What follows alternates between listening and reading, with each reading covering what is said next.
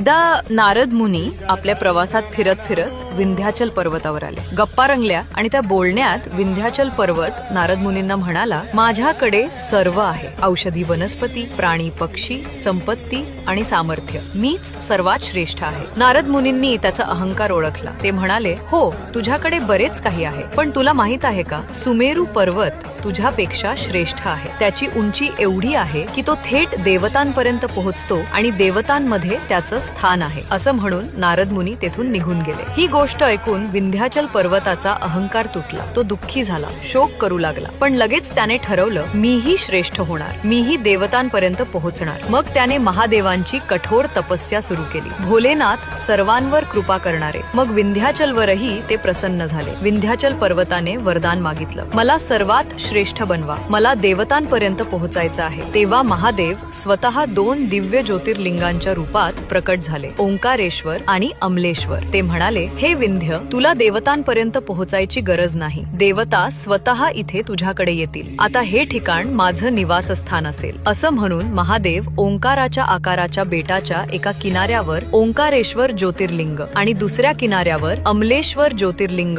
म्हणून प्रकट झाले. अशा प्रकारे 4थ्या ज्योतिर्लिंगाची स्थापना झाली. आजही असं मानलं जातं की भौतिक सुख सुविधा, समृद्धी आणि